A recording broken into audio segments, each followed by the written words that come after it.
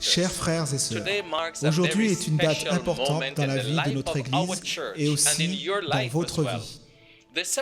L'Église adventiste du 7e jour, dans toute la division interaméricaine, lance le programme « Seigneur, transforme-moi ». Ce programme est une prière personnelle. Nous espérons que chaque membre d'Église fera la prière suivante. « Seigneur, transforme-moi ». C'est aussi le programme dans lequel nous lançons un plan stratégique pour réaliser la mission de l'Église dans notre territoire. Premièrement, transformer et vivre. Cette initiative personnelle où nous avons une connexion avec Christ. Deuxièmement, explorer et apprendre où nous voulons réaliser une investigation personnelle pour savoir quelle est notre position avec le Seigneur et aussi découvrir au sein de notre Église et notre communauté ce que nous pouvons faire d'autre afin d'être plus efficaces pour réaliser la mission. Ensuite, troisièmement, chacun d'entre nous se connectant avec un autre membre d'Église et quelqu'un à l'extérieur de l'Église pour partager tandis que nous développons des relations sociales et spirituelles. Ensuite, nous allons proclamer et moissonner, prêchant la parole et gagner des âmes à Christ. Quand tout cela sera fait, nous voulons nous assurer que tous ceux qui arrivent à l'Église deviennent des disciples et soient conservés.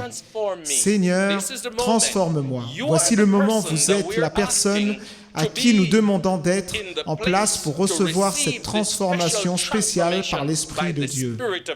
Seigneur, transforme-moi. Recherchons la transformation dans votre Église, dans chaque aspect de la vie de l'Église, transformation, et nous prions que Christ viendra bientôt et nous serons prêts pour aller à la maison. Seigneur, transforme-moi. C'est un appel que l'apôtre Paul nous envoie à chaque croyant.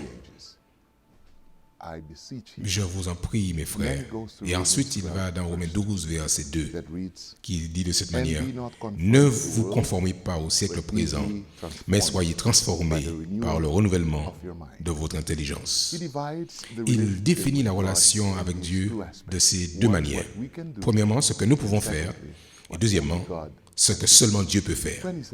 Quand il dit « ne vous conformez pas », c'est quelque chose que nous pouvons faire. Qu'est-ce qu'il y a dans le monde qui fait que nous aimions le monde tellement? C'est ce que Paul dit.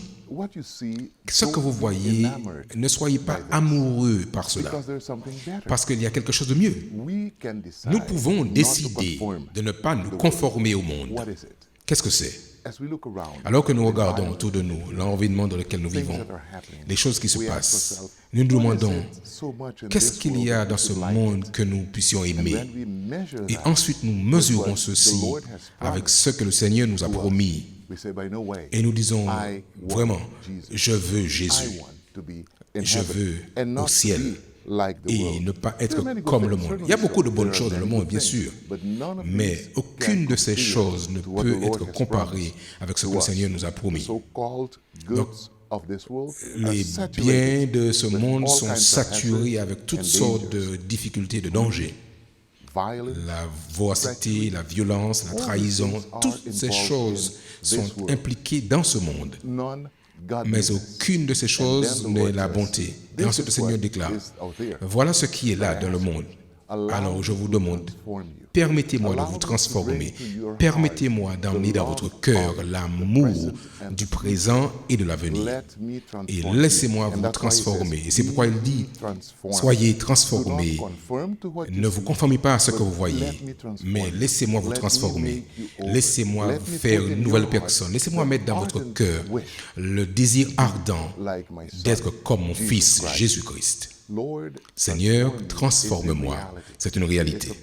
C'est une prière que nous devrions prier chaque jour.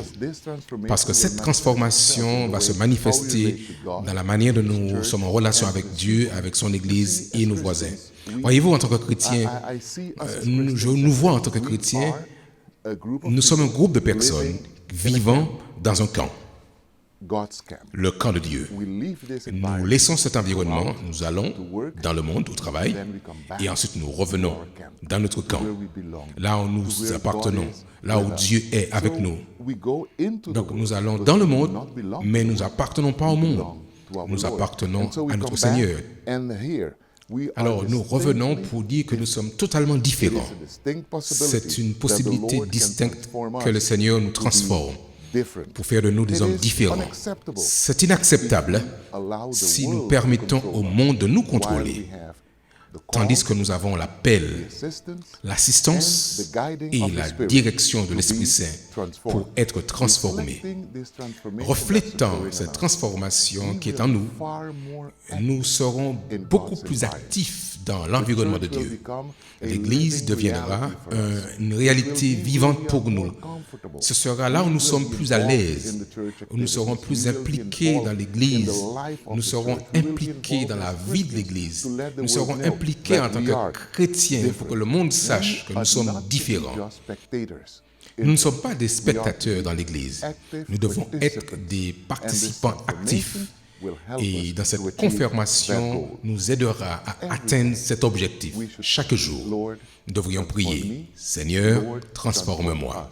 Seigneur, transforme-nous. Si nous prions, le Seigneur nous changera. L'Éternel transformera son Église et l'Éternel nous aidera à être plus à l'aise dans un environnement chrétien. Prions chaque jour. Seigneur, transforme-moi. Seigneur, transforme-nous. Que le Seigneur vous bénisse.